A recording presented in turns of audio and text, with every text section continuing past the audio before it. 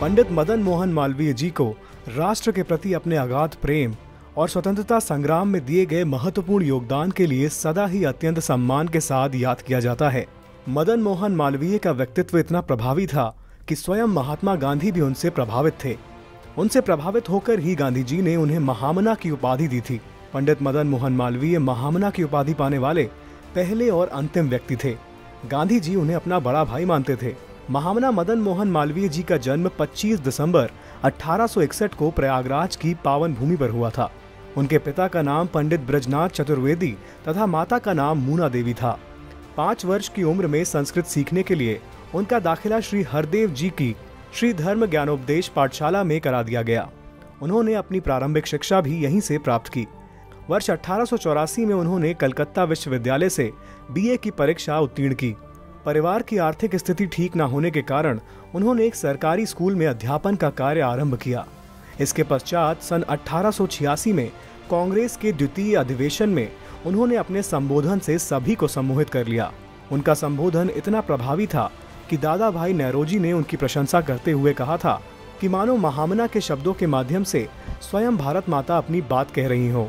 मात्र 25 वर्ष की उम्र में ऐसे प्रभावी भाषण के कारण वे एक ओजस्वी वक्ता के रूप में विख्यात हुए।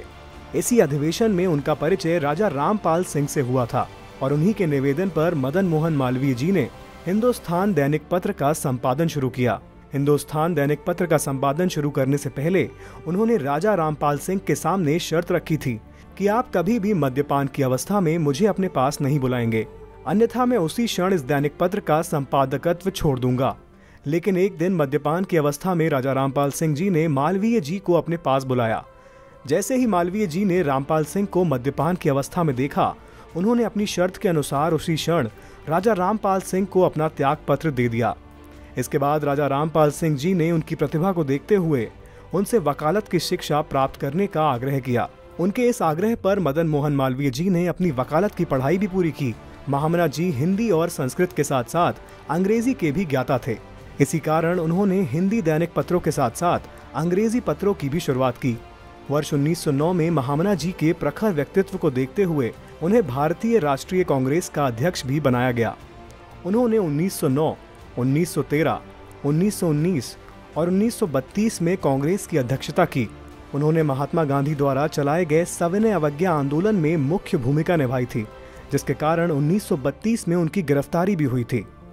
महामना मदन मोहन मालवीय शिक्षा के महत्व को भली भांति समझते थे, इसलिए शिक्षा के क्षेत्र में उन्होंने कई सराहनीय कार्य किए। देश के सबसे प्रतिष्ठित शैक्षणिक संस्थानों में से एक बनारस हिंदू विश्वविद्यालय भी शिक्षा के क्षेत्र में उनके द्वारा किए गए अथक प्रयासों का ही परिणाम है। विश्वविद्यालय के निर्माण के लिए मालवीय जी ने धनराशि जुटाने के लिए भी अनेकों प्रयास किए। इसी कड़ी में जब वे हैदराबाद के निजाम से आर्थिक मदद मांगने पहुंचे तो निजाम ने उन्हें मदद देने से मना कर दिया और कहा कि उनके पास देने के लिए सिर्फ उनकी जूती है। उस समय मालवीय जी ने अपनी सूझबूझ का परिचय देते हुए निजाम की जूती ले ली और उसकी नीलामी के लिए निकल पड़े। निजाम को जब इस बात का पता चला तो उसे आभास हुआ कि मालवीय जी उनकी जूती नहीं बल्कि उनकी इज्जत नीलाम करने निकले हैं। इसलिए अपनी इज्जत बचाने के लिए उसने खुद अपनी जूती को बड़ी धनराशि देकर खरीद लिया। मालवीय जी के BHU के संस्थापक होने के कारण आज भी विश्वविद्यालय के मुख्य द्वार पर उनकी प्रतिमा लगी हुई है। उन्होंने हिंदी भाषा के उत्थान के लिए भी खूब प्रयास किए, जिसके कारण अंग्रेजों को न्यायालयों में हिंदी भाषा का इस्तेमाल करने पर विवश होना पड़ा। एक बार उन्हें इलाहाबाद विश्वविद्यालय के दीक्षांत समारोह में भाषण देने के लिए आमंत्रित किया गया था। विश्वविद्यालय के दीक्षांत समारोह में अंग्रेजी में भाषण दिए जाने की परंपरा थी, लेकिन मालवीय जी ने हिंदी भाषा के पुनरुत्थान के लिए इस परंपरा को तोड़ते हुए हिंदी में भाषण दिया था। वर्ष 1915 में उन्होंने हिंदू महासभा की स्थापना भी की थी। सत्यमेव जयते को भारत का राष्ट्रीय आदर्श वाक्य बनाने का श्रेय भी उन्हीं को जाता है। महान शिक्षाविद और समाज सुधारक होने के अलावा वे तत्कालीन समय के उच्चतम वकीलों में से एक थे। हालांकि 1911 में 50 वर्ष की आयु पूरी होने पर उन्होंने वकालत छोड़कर एक सन्यासी की भांति जीने और समाज सुधारक के रूप में जीवन व्यतीत करने की प्रतिज्ञा ली। लेकिन चौरी चौरा कांड के बाद जब न्यायालय ने 170 क्रांतिकारियों को फांसी की सजा सुनाई, तब मदन मोहन मालवीय जी ने वकालत न करने की अपनी प्रतिज्ञा को तोड़ते हुए इन क्रांतिकारियों का मुकदमा बिना कोई शुल्क लिए लड़ा था। उन्होंने अदालत में अत्यंत कुशलता से बहस की और 150 से ज्यादा क्रांतिकारियों को मुक्त करा लिया, जबकि अन्य क्रांतिकारियों की सजा कम करवाने में भी वे सफल रहे। उन्होंने न्यायालय में ऐसे अकाट्य तर्कों और तथ्यों को प्रस्तुत किया जिससे मामले की सुनवाई कर रहे जज भी हैरान रह गए।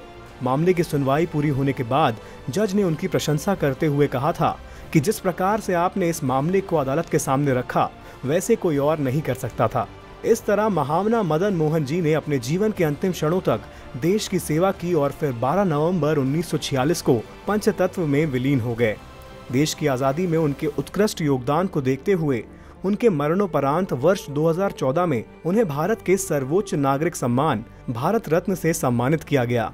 देश की सेवा के लिए सदा निस्वार्थ भाव से कर्म करने के लिए देश के दूसरे राष्ट्रपति डॉक्टर सर्वपल्ली राधाकृष्ण ने उन्हें कर्मयोगी की उपाधि दी थी। भारत समन्वय परिवार की ओर से महान स्वतंत्रता सेनानी महामना पंडित मदन मोहन मालवीय जी को शत शत नमन। हमारा प्रयास है कि आज की युवा पीढ़ी उनके क्रांतिकारी और समाज सुधारक विचारों को आत्मसात कर राष्ट्र की उन्नति का मार्ग प्रशस्त करें।